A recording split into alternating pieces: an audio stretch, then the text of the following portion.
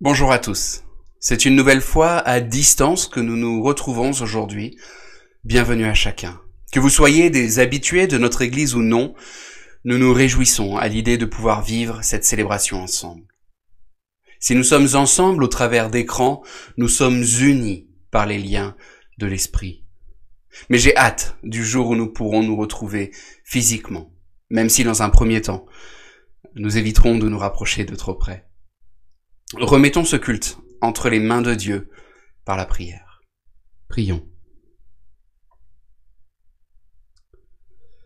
Béni sois-tu, toi le Père de notre Seigneur Jésus-Christ. Tu es notre Dieu, tu es notre Créateur. De toute éternité, tu nous as aimés. Ton amour, c'est la raison même pour laquelle tu nous as créés. Tu as souhaité nous amener dans ce cercle d'amour qui se vivait entre toi, ton Fils et le Saint-Esprit. Père, notre Créateur, que nos cœurs te bénissent aujourd'hui. Plus encore, que jour après jour, nos cœurs soient remplis de reconnaissance et de louange. Que tout notre être te bénisse. Oh, qu'il est merveilleux de te connaître. Ta personne est merveilleuse. Tes œuvres le sont également. Qu'il est extraordinaire de savoir que tu nous aimes. Quel privilège de pouvoir t'appeler notre Père. Alors que l'être humain s'était détourné de toi, toi tu es resté fidèle. Et tu as cherché à nous ramener à toi par ta parole, par tes prophètes. Et chose merveilleuse, tu es allé jusqu'à donner ton propre Fils, Jésus-Christ, en sacrifice. Père, nous avons tant besoin de toi, bien plus que nous ne voulons bien l'admettre. Donne-nous de regarder à toi, d'être transformés à l'image du Christ. Dispose nos cœurs pour l'écoute du Saint-Esprit. Que nos louanges soient faites non pas seulement du bout de nos lèvres, mais qu'elles viennent d'un cœur débordant de reconnaissance pour l'œuvre si merveilleuse du salut, ainsi que débordant de joie pour ta fidélité quotidienne. Ouvre nos cœurs pour t'entendre. Nous remettons également les enfants entre tes mains. Donne-leur dès ce jour de comprendre l'œuvre de Christ à la croix. Oui, dans notre Église, béni sois-tu, toi le Père de notre Seigneur Jésus-Christ. Dans tout notre pays, béni sois-tu. Que la sainteté de ton nom soit reconnue par tous. Amen. Il y a quelques semaines, dans mon culte personnel, je lisais les livres des rois dans l'Ancien Testament. Et je suis retombé sur cet épisode de la redécouverte accidentelle du livre de la loi. Le roi Josias décide de lancer le grand ménage dans le temple pour voir ce qui peut être récupéré ou vendu pour financer des travaux de rénovation. Un livre poussiéreux est retrouvé au fond du temple. Ce livre est amené, puis lu au roi Josias, 2 Rois chapitre 22 verset 11, à l'écoute des paroles du livre de la loi. Le roi déchira ses habits. Josias se rend compte de ce qui vient d'être retrouvé. Josias, cet homme droit aux yeux de l'Éternel, est comme transpercé par cette épée à double tranchant. Profondément touché par la lecture du livre de la loi, il lancera des grandes réformes pour ramener le peuple à Dieu. Une fois ces réformes mises en œuvre, une Pâque est célébrée pour la première fois depuis longtemps. 2 Rois, chapitre 23, versets 21 et 22. Le roi donna cet ordre à tout le peuple: célébrez la Pâque en l'honneur de l'Éternel, votre Dieu, conformément à ce qui est écrit dans ce livre de l'Alliance. Aucune Pâque pareille à celle-ci n'avait été célébrée depuis l'époque où les juges dirigeaient Israël, ni pendant toute l'époque des rois d'Israël et de Juda. La joie de la redécouverte du livre de la loi. Pourquoi le peuple l'avait-il perdu pour commencer? Le texte ne le dit pas, mais c'est probablement le résultat d'un cercle vicieux. Lorsque nous nous éloignons de Dieu, nous arrêtons de lire la parole. Et si nous arrêtons de lire la parole, nous finirons par nous éloigner de Dieu. Et ne nous le cachons pas, lire la parole de Dieu n'est pas simple. Parce que notre cœur est tortueux. Le peuple s'était éloigné de Dieu. Un des marqueurs de l'éloignement spirituel, c'est notre rapport à la Bible. Il en est de même pour notre rapport à la prière et à la fréquentation de l'Église. Nous sommes prompts à croire que nous connaissons la Bible. Jésus, je connais bien. Ce que Dieu attend de moi, je le sais. Mais je vous garantis que si vous reprenez même un seul évangile, certaines paroles de Jésus vont vous interpeller. Jésus a vraiment dit ça?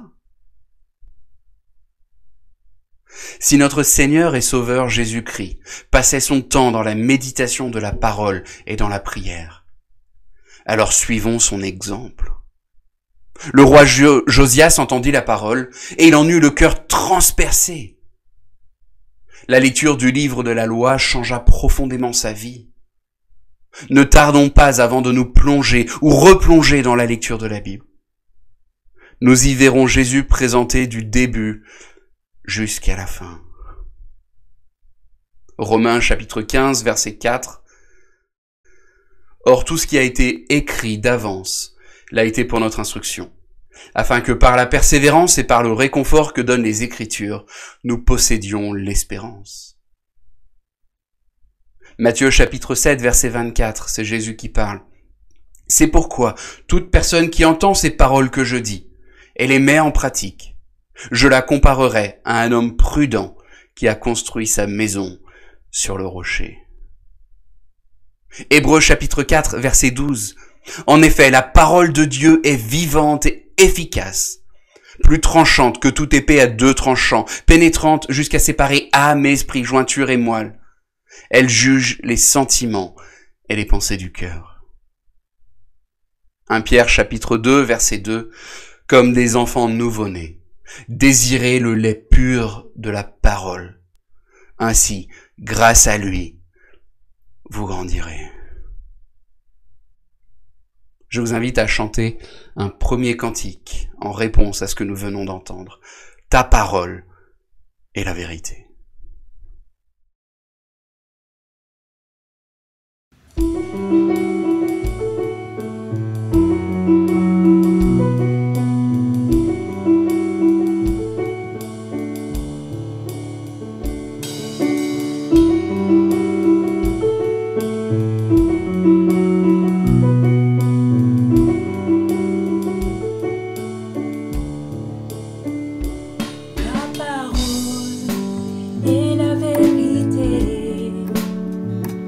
Elle est lumière.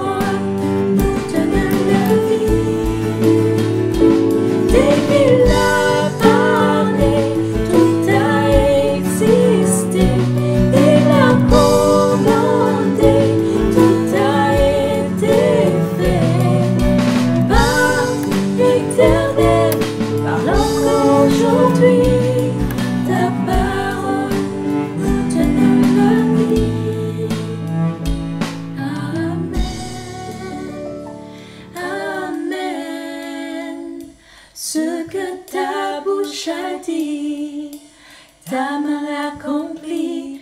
Amen, Amen, qu'il en soit fait ainsi.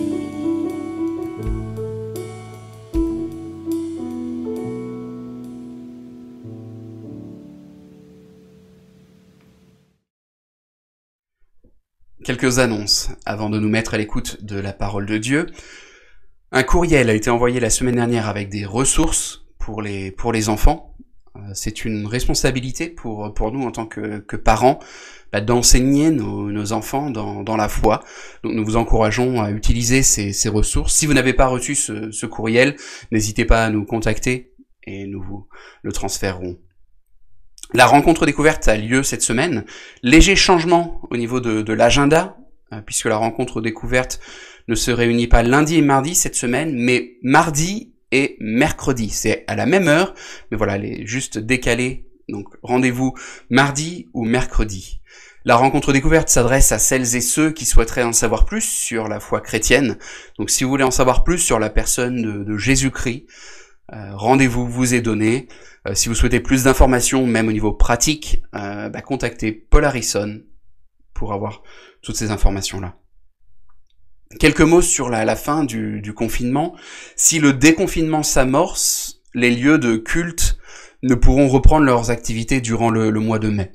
Nous fonctionnerons donc sur le même format qu'actuellement, avec nos cultes et études à distance, de même pour le suivi pastoral. Nous observons de près l'évolution de la situation. Une date que vous pouvez cependant noter dès aujourd'hui dans vos agendas, le 21 juin, nous aurons notre assemblée générale, alors qui, à moins d'une évolution positive, sera tenue virtuellement. Mais donc vous pouvez noter la date du 21 juin pour notre assemblée générale. Dernière annonce, si vous souhaitez plus d'informations sur notre église, sur les activités, si vous souhaitez pouvoir contacter les pasteurs, nous vous renvoyons vers la page contact du site web. Vous pouvez remplir un petit formulaire avec vos coordonnées, vos questions, et nous reviendrons vers vous. Je vous invite à la prière avant la prédication.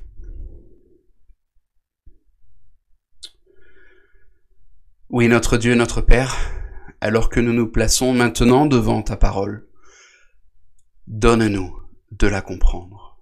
Nous souhaitons entendre ta voix, nous souhaitons comprendre la Bible. Donne-nous de la comprendre et suscite en nous le désir de l'appliquer dans nos vies. Amen.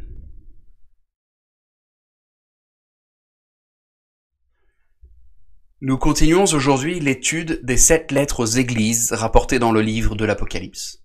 Nous en arrivons aujourd'hui à l'église de la ville de Thyatire.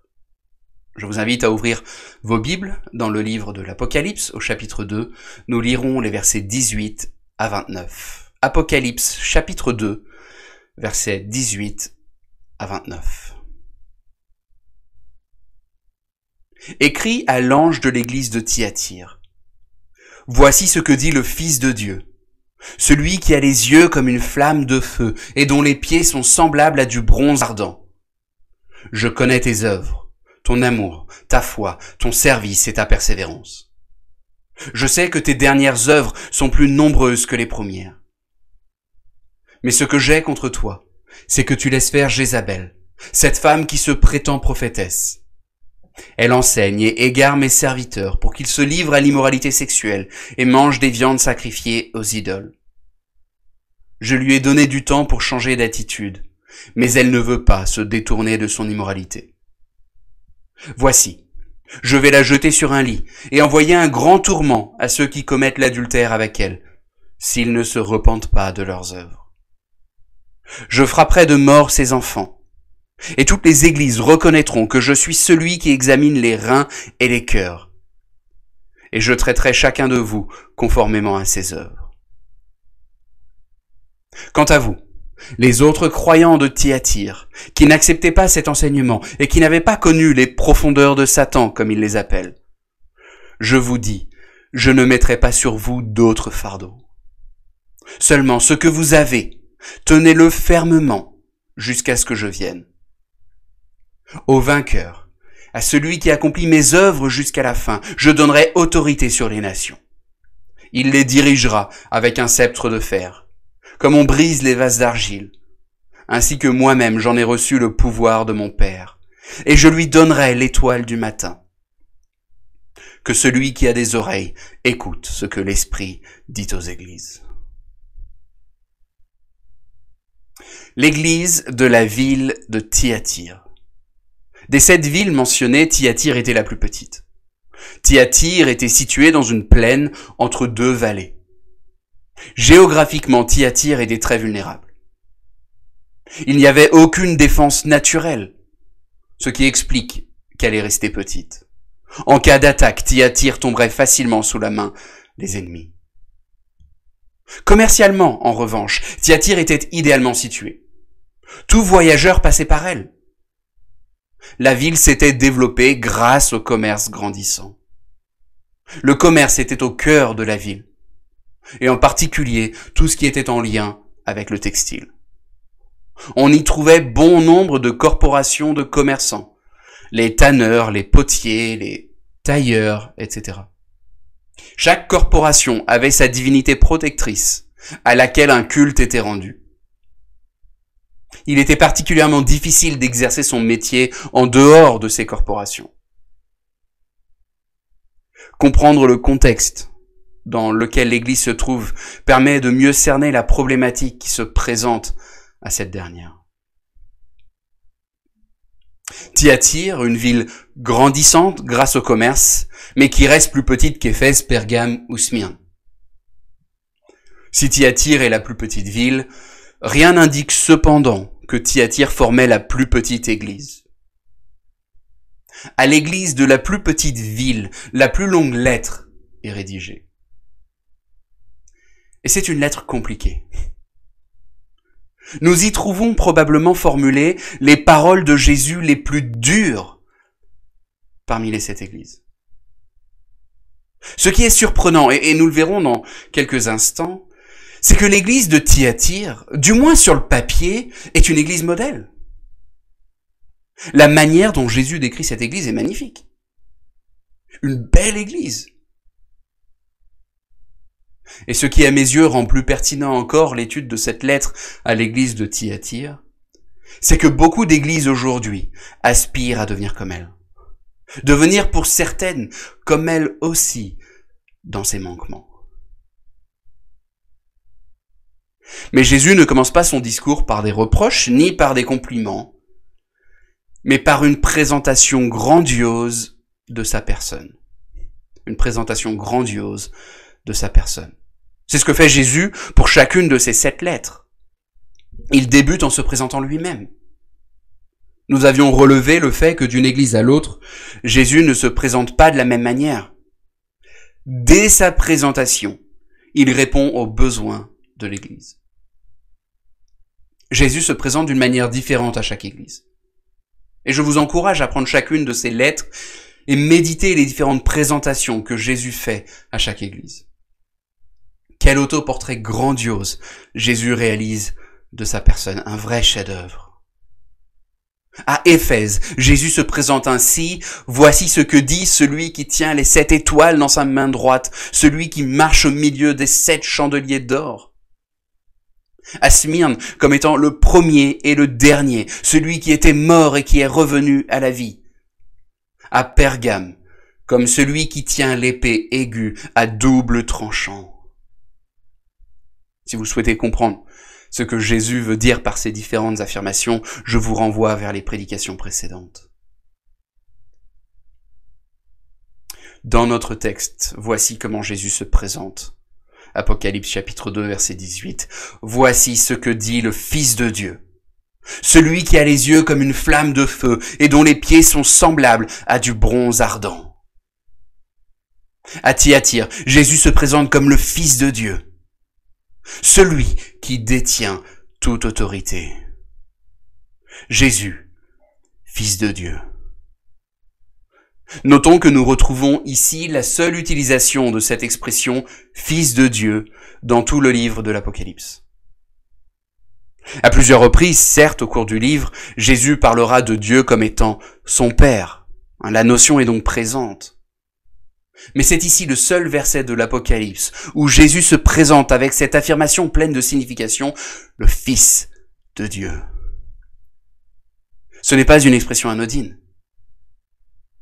En utilisant cette expression spécifique, Jésus fait très probablement allusion au psaume 2. Ce psaume où Dieu parle à celui qu'il a choisi, son Messie, ce roi universel, et lui dit « Tu es mon fils, je t'ai engendré aujourd'hui ». C'est dans ce psaume que la notion de fils de Dieu est mentionnée pour la première fois. Ce psaume 2 présente un roi divin et universel.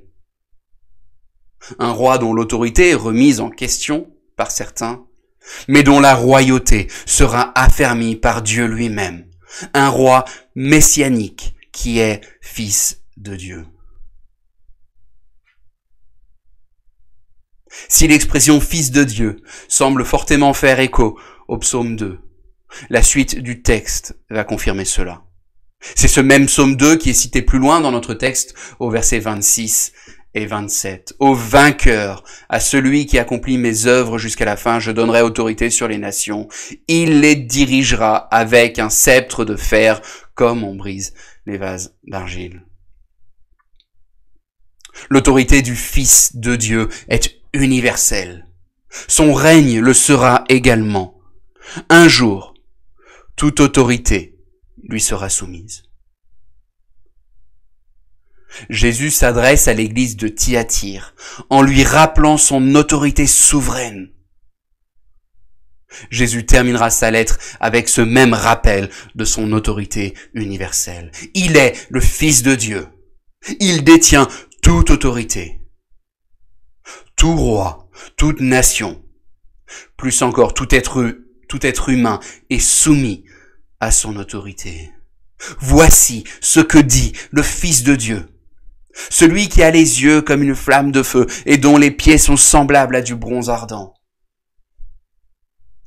Et repris dans ce verset la description faite de Dieu au premier chapitre, versets 14 et 15. Le regard de Christ est un regard de feu. Il pénètre tout. Rien n'échappe à son regard. Il a toute autorité. Ce que nous essayons de dissimuler, nos secrets les plus sombres, rien n'échappe à son regard. Rien n'échappe à son regard. De l'extérieur, l'Église semble belle et vibrante. De l'intérieur, cependant, la réalité est différente. Jésus a des reproches à faire à l'Église de Thyatire. Et il utilisera des paroles dures. Mais Jésus commence en affirmant son autorité sur l'Église de Thyatire. Il détient toute autorité et rien n'échappe à son regard. Ses pieds sont semblables à du bronze, symbole de stabilité inébranlable.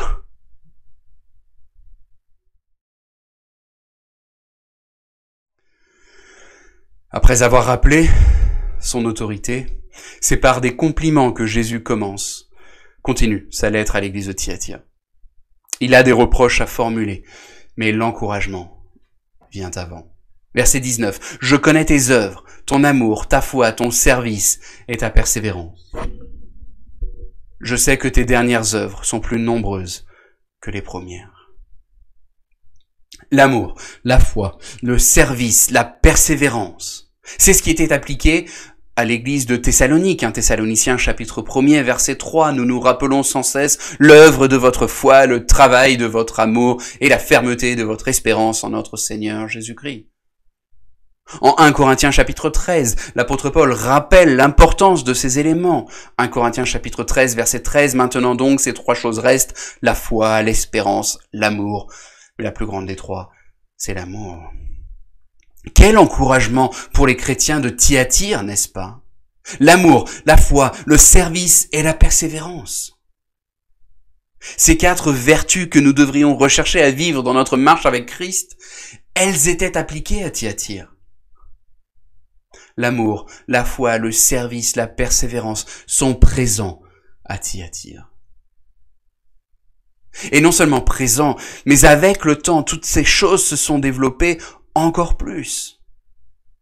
Je sais que tes dernières œuvres sont plus nombreuses que les premières. Il y a plus d'amour, plus de foi, plus de service et plus de persévérance qu'au début de l'Église. Jésus ici n'est pas en train de flatter son Église, mais il la félicite sincèrement. Qu'est-ce que je serais comblé si le Seigneur en venait lors de son retour glorieux à dire cela de notre Église. Plus encore, j'imagine à quoi le monde ressemblerait si toutes les églises pouvaient être décrites ainsi par Jésus. Il n'y a qu'un seul verset de compliments, certes, mais que demander de plus? Thyatire arrivait à vivre ce que toute église devrait aspirer à rechercher. L'amour, la foi, le service et la persévérance.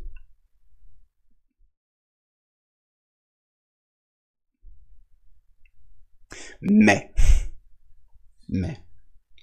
j'ai contre toi le fait que tu es trop tolérant. J'ai contre toi le fait que tu es trop tolérant. Voilà la critique que Jésus formule à l'encontre de l'église de Thyatire. Et peut-être comme moi, vous dites-vous, attendez, ai-je bien entendu? Jésus a contre son église sa tolérance. Ne faut-il pas chercher à faire preuve de tolérance? Si les églises ne sont pas tolérantes, alors elles vont se vider en quelques semaines. Comment Jésus peut-il reprocher à l'église de Thyatire sa tolérance? Pour comprendre le reproche que Jésus formule, retournons lire les versets 20 à 23. Mais ce que j'ai contre toi, c'est que tu laisses faire Jézabel, cette femme qui se prétend prophétesse. Elle enseigne et égare mes serviteurs pour qu'ils se livrent à l'immoralité sexuelle et mangent des viandes sacrifiées aux idoles. Je lui ai donné du temps pour changer d'attitude, mais elle ne veut pas se détourner de son immoralité. Voici, je vais la jeter sur un lit et envoyer un grand tourment à ceux qui commettent l'adultère avec elle, s'ils ne se repentent pas de leurs œuvres. Je frapperai de mort ses enfants, et toutes les églises reconnaîtront que je suis celui qui examine les reins et les cœurs, et je traiterai chacun de vous conformément à ses œuvres. Évidemment, le chrétien est invité à être patient et tolérant. Nous ne pouvons pas partir du principe que quelqu'un qui découvre l'évangile saura l'appliquer de suite dans tous les domaines de sa vie, évidemment. Mais ce n'est pas là la critique que Jésus formule. L'amour du prochain, qu'il soit chrétien ou non, l'église de Thyatire le vit. Le verset 19 témoigne de cela. Là n'est pas le problème. Le problème n'est pas la tolérance du prochain dans ses luttes et faiblesses, mais c'est la tolérance de l'hérésie. Ce que j'ai contre toi, c'est que tu laisses faire Jézabel, cette femme qui se prétend prophétesse. Elle enseigne et égare mes serviteurs pour qu'ils se livrent à l'immoralité sexuelle et mangent des viandes sacrifiées aux idoles. Il y a dans l'église à Thyatire une certaine Jézabel qui pose problème. La très grande majorité des commentateurs s'accordent pour dire que Jézabel n'était probablement pas le vrai nom de cette femme. Mais le nom Jézabel évoque la princesse qui avait invité Akkad à participer au culte de Baal. C'est un épisode qui est rapporté en 1 Roi chapitre 16 et 2 Rois chapitre 9 également. Jézabel avait amené le peuple de Dieu dans le péché et la compromission. En l'appelant ainsi, Jésus présente les motivations de cette personne. Son but de cette Jézabel de Thyatire n'est pas de rechercher la volonté de Dieu. Jézabel n'est pas simplement quelqu'un qui n'a pas tout compris de la volonté de Dieu. C'est quelqu'un qui choisit d'ignorer la volonté de Dieu et qui cherche à en entraîner d'autres avec elle. La Jézabel de Thyatire, que savons-nous d'elle? Tout d'abord, ce devait être une femme charismatique. Ce n'est pas dit directement dans ces versets, mais cette réalité est évidente. Jézabel était une femme pleine de charisme. Par son enseignement, par sa personnalité, elle attirait des personnes vers elle, vers son enseignement erroné. Que des personnes fréquentent l'Église avec comme seul but d'en éloigner d'autres de Dieu, ce n'est pas rare. Ce n'est pas rare. Nous en avons eu dans notre Église. Évidemment, si Jézabel n'était pas suivie dans son erreur, ce serait moins dramatique pour l'Église, parce qu'elle finirait par partir pour essayer ailleurs. Mais force est de constater que bon nombre de chrétiens la suivaient sur son chemin trompeur. Charismatique et autoproclamée. Jézabel, cette femme qui se prétend prophétesse. Pour faire simple, un prophète, c'est quelqu'un qui annonce la volonté de Dieu. Quelqu'un qui annonce la volonté de Dieu. Le problème de cette Jézabel, ce n'est pas le fait qu'elle enseignait dans l'Église, mais c'est le fait qu'elle prétendait annoncer la volonté de Dieu alors qu'il n'en était rien. Et le texte le montre bien. Ce ministère d'enseignement de cette Jézabel, ce n'est pas l'Église qui lui a confié cette tâche, ce ministère. Or, tout ministère dans l'Église est un service, et en aucun cas un dû. L'Église n'a confié aucune responsabilité à Jézabel. Mais la voilà qui prend une place qui n'est pas sienne. Elle s'était autoproclamée prophétesse de Dieu. Elle prétendait être le messager de Dieu. Dieu m'a dit, Dieu m'a révélé, le Saint-Esprit m'a guidé vers, ou voilà la parole de Dieu pour toi. Voilà le genre de formule qui rythmait son discours. Alors qu'en réalité, ce qu'elle annonçait était sa propre volonté et non pas celle de Dieu. C'est sa volonté qu'elle annonçait. Charismatique, autoproclamé, et en opposition avec l'enseignement des apôtres. Verset 24. Quant à vous, les autres croyants de Thyatire, qui n'acceptaient pas cet enseignement et qui n'avaient pas connu les profondeurs de Satan, comme il les appelle. Il y a de l'ironie dans ce verset 24. Ce verset laisse entendre qu'elle présentait son enseignement comme étant plus profond que l'enseignement des apôtres. Alors qu'en réalité, elle enseignait les bassesses de Satan. Vous avez besoin d'entendre mon message. Si vous aspirez à savoir ce que Dieu veut réellement de vous, alors vous devez m'écouter. Je vais vous amener à l'étape spirituelle suivante. Si vous voulez grandir dans votre foi, vous ne pouvez vous arrêter à ce que les apôtres ont rapporté. Mais il vous faut savoir ce que Dieu m'a révélé pour notre église à Thyatire. C'est à moi que Dieu a chargé la responsabilité d'annoncer sa toute nouvelle parole. Des Jézabel, il y en a plein de nos jours. Il y en a plein. Si vous souhaitez grandir, il faut m'écouter. Il faut venir à ma conférence, il faut lire mon livre. Si vous voulez voir le Saint-Esprit à l'œuvre, alors rendez-vous dans telle salle de spectacle, tel jour à telle heure, parce que le super apôtre machin ou truc est sur Paris. Et je le dis avec un cœur lourd, mais malheureusement c'est courant. C'est courant. Vous voulez savoir si quelqu'un vous parle réellement du Seigneur et au nom du Seigneur? Je vous donne 2 indices pour répondre à cette question. Est-ce que son enseignement est conforme avec le message des apôtres? Est-ce que son enseignement est conforme avec le message des apôtres? Et deuxièmement, est-ce que le but de cette personne est de diminuer pour que Christ augmente? Diminuer pour que Christ augmente. Est-ce que Jézabel cherche à ce que Christ augmente ou cherche-t-elle à s'élever elle-même? Le portrait que Jésus en fait ne laisse pas de place au doute. Et son enseignement est-il conforme à ce que les apôtres enseignaient? Non. Non, Jézabel clairement n'enseignait pas la vérité apostolique, mais au contraire le mensonge. Le mensonge. Elle n'enseignait pas la vérité apostolique. Par vérité apostolique, j'entends l'explication de la venue de Christ par les apôtres. Ce n'est pas que le Nouveau Testament est plus parole de Dieu que l'Ancien, mais l'enseignement des apôtres doit être la clé pour lire et le Nouveau Testament et l'Ancien Testament. Très souvent, ces Jézabel utilisent de manière illégitime des textes ou notions de l'Ancien Testament pour justifier leur positionnement.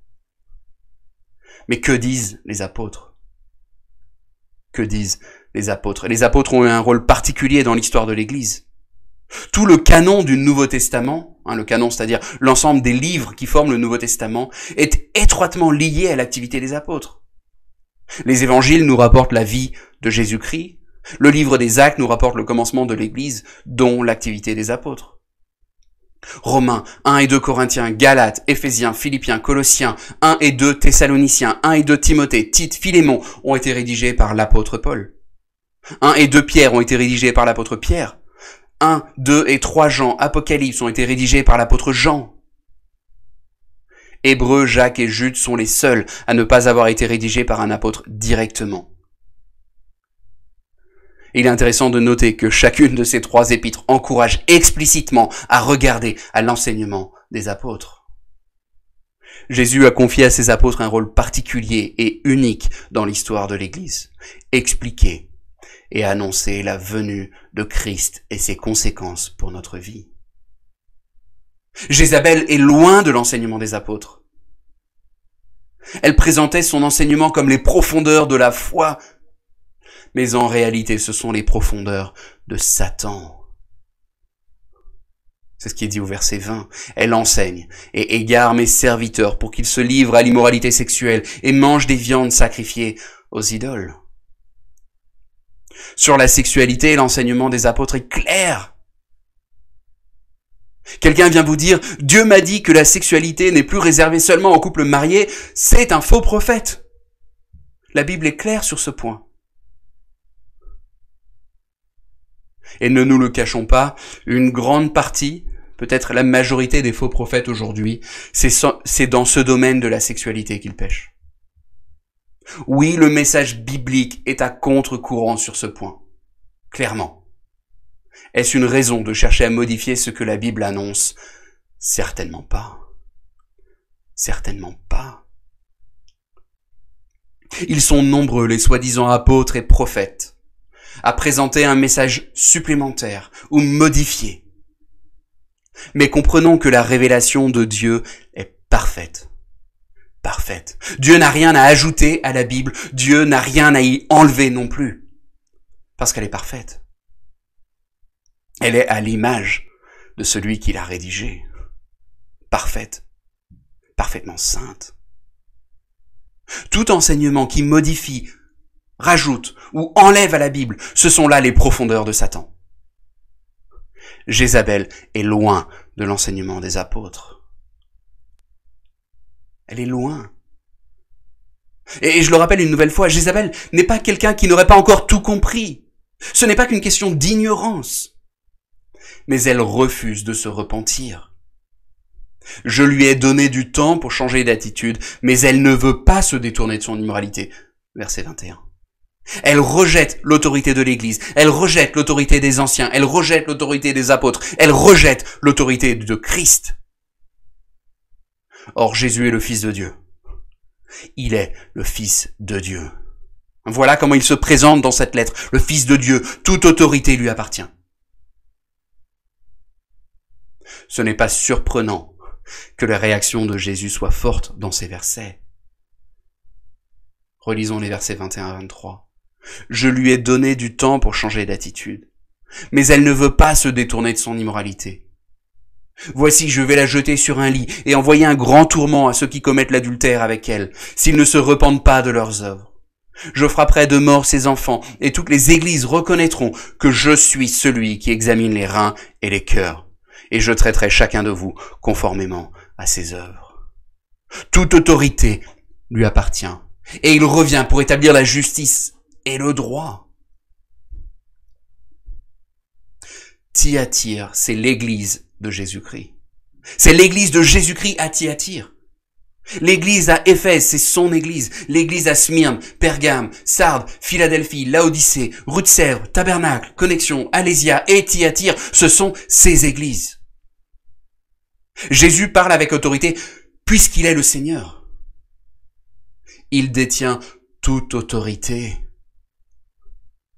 Jésus, à bien des reprises dans les évangiles, présente l'église comme étant son épouse. Jézabel cherche à séduire l'église de Christ et l'amener à l'adultère spirituel. Mais Dieu est un Dieu jaloux. Un Dieu jaloux. Il ne supporte pas lorsque quelqu'un séduit son épouse. Sa réponse ne se fera pas attendre.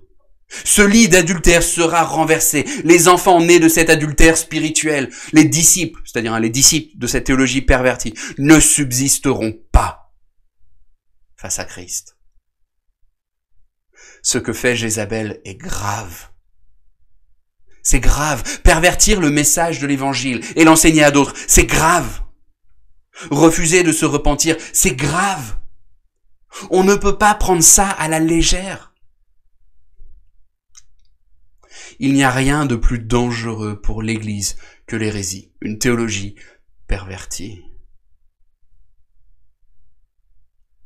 Si l'on regarde à l'histoire de l'Église, je parle de l'Église dans son ensemble, force est de constater que la persécution n'a en réalité que rarement détruit l'Église. Parfois même, au contraire, l'Église ne grandit rarement aussi rapidement que pendant des temps de persécution. Le livre des Actes, par exemple, le montre bien. La persécution n'a que rarement détruit l'Église. Et quand bien même tous nous serions mis à mort à cause de notre foi, l'Église n'aura pas été détruite. Mais elle sera maintenant dans la présence glorieuse du Fils de Dieu. Elle aura été relocalisée. L'hérésie, elle, peut faire bien plus de dégâts. Ce qui peut faire se vider une église, c'est une église vidée de Christ. Dès qu'une église cherche à ignorer, adapter, mettre à jour ou modifier le message de l'évangile, elle va droit dans le mur. Droit dans le mur. Ces Jézabel, ces faux prophètes, ces faux serviteurs de Dieu, menaçant la spiritualité chrétienne, en ont développé une autre. Caractérisés presque systématiquement par ces axes, ils prennent leurs rêves pour des paroles de Dieu. Et ils prennent l'autorité du Christ comme optionnelle, facultative. Et à cela, on peut rajouter que souvent, ils prennent leur liberté sexuelle comme une spiritualité. Le problème des faux docteurs réside dans le fait qu'ils ne sont pas toujours faciles à identifier. Les contrefaçons sont faites pour tromper en ressemblant terriblement à la vérité.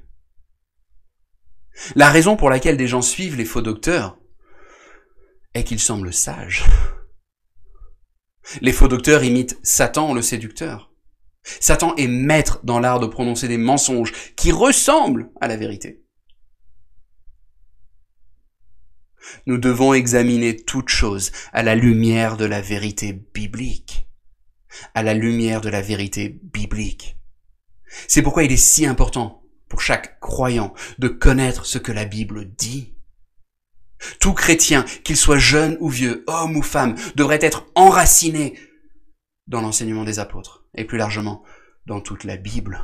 Tout chrétien devrait reconnaître l'autorité universelle de Jésus-Christ.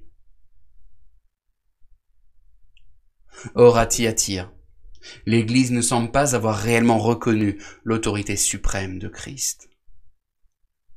Et soyons honnêtes, c'est dur à faire. C'est dur à faire, et c'était probablement dur à faire à Thyatire. Les responsables de l'Église à Thyatire n'ont, semble-t-il pas, réagi. Ils ont laissé faire. Le contexte permet peut-être d'y trouver une explication. Nous l'avons vu tout à l'heure, Thyatire fonctionne sur la base de corporations. Chaque corporation avait sa divinité protectrice à laquelle un culte était rendu. Se soumettre à la volonté de Christ, quand ça va nous créer des problèmes, voire une exclusion de notre corporation, ce n'est pas si simple. Ce n'est pas si simple. Peut-être cette Jézabel avait-elle une place importante dans la ville. Il n'est pas toujours simple d'admettre l'autorité de Christ et s'y soumettre. La question qu'il faut se poser est la suivante. Qui faut-il réellement craindre? Qui faut-il réellement craindre? Comme Jésus l'annonçait lui-même en Matthieu chapitre 10, verset 28. Ne redoutez pas ceux qui tuent le corps, mais qui ne peuvent pas tuer l'âme. Redoutez plutôt celui qui peut faire périr l'âme et le corps en enfer.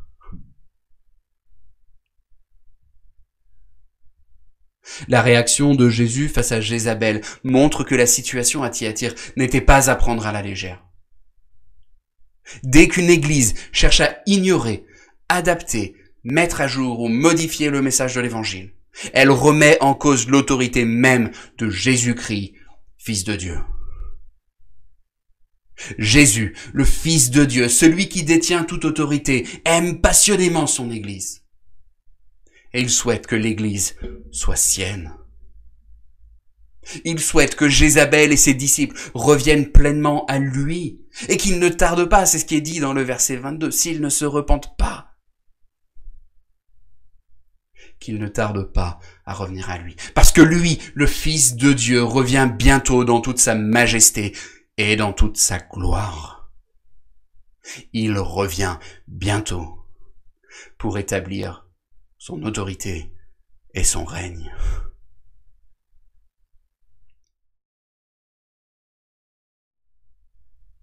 Verset 24 et suivant. Quant à vous, les autres croyants de Thyatire, qui n'acceptaient pas cet enseignement et qui n'avaient pas connu les profondeurs de Satan, comme il les appelle, je vous dis, je ne mettrai pas sur vous d'autres fardeaux. Seulement, ce que vous avez, tenez-le fermement jusqu'à ce que je vienne. Au vainqueur, à celui qui accomplit mes œuvres jusqu'à la fin, je donnerai autorité sur les nations. Il les dirigera avec un sceptre de fer, comme on brise les vases d'argile, ainsi que moi-même j'en ai reçu le pouvoir de mon Père. Je lui donnerai l'étoile du matin. Que celui qui a des oreilles écoute ce que l'Esprit dit aux églises. Jésus termine en invitant ses disciples à lever les yeux. Je ne place aucun fardeau supplémentaire sur vous. Il n'y a pas de révélation supplémentaire. Il n'y a pas d'enseignement de super apôtre. Mais il y a moi, le Fils de Dieu. Un jour, oui très bientôt, mon autorité universelle sera révélée au monde entier. Ce jour-là, toute Jézabel n'aura d'autre choix que de reconnaître mon autorité. Ce jour-là, il sera révélé que vous êtes mien.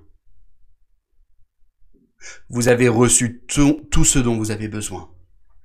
Accrochez-vous à ce que vous avez déjà, et tout vous sera bientôt donné. Je viens établir mon règne sur la terre. Je viens exercer l'autorité qui est mienne. L'accomplissement du psaume 2, vous le verrez. Plus encore, ce psaume 2, vous l'accomplirez à mes côtés. Ne vous laissez pas séduire par des choses de ce monde, mais regardez aux trésors innombrables qui vous attendent. Au vainqueur, verset 26, au vainqueur, à celui qui accomplit mes œuvres jusqu'à la fin, je donnerai autorité sur les nations. Ne perdez pas de vue la gloire qui vous attend. Que celui qui a des oreilles écoute ce que l'Esprit dit aux églises. Amen.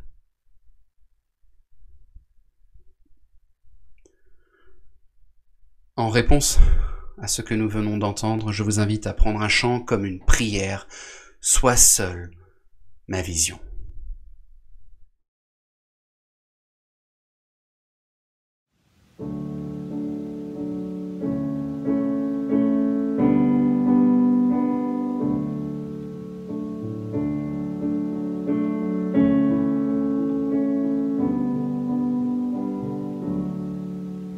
Sois seul ma vision, pour moi de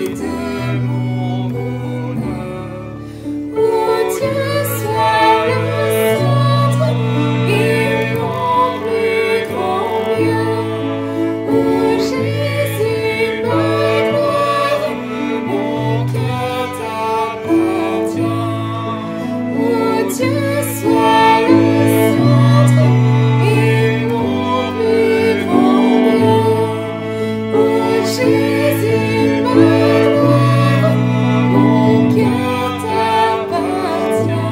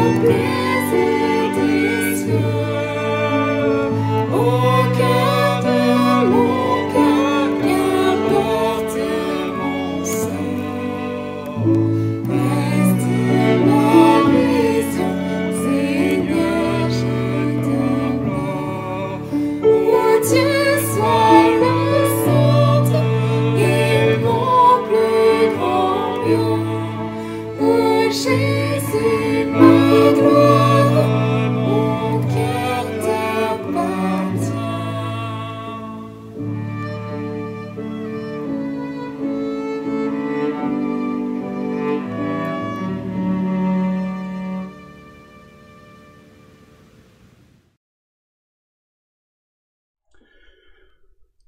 Notre culte touche à sa fin. Une dernière parole, c'est la prière de l'apôtre Paul pour les chrétiens d'Éphèse, Éphésiens chapitre 1er, versets 17 à 23.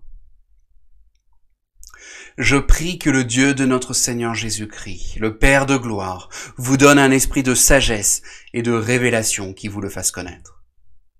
Je prie qu'il illumine les yeux de votre cœur pour que vous sachiez quelle est l'espérance qui s'attache à son appel, quelle est la richesse de son glorieux héritage au milieu des saints, et quelle est l'infinie grandeur de sa puissance qui se manifeste avec efficacité par le pouvoir de sa force envers nous qui croyons. Cette puissance, il l'a déployée en Christ, quand il l'a ressuscité, et l'a fait asseoir à sa droite dans les lieux célestes, au-dessus de toute domination, de toute autorité, de toute puissance, de toute souveraineté, et de tout nom qui peut être nommé, non seulement dans le monde présent, mais encore dans le siècle à venir.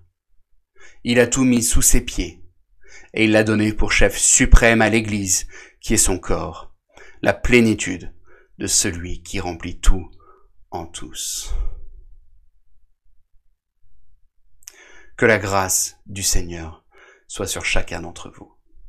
Bonne semaine à chacun.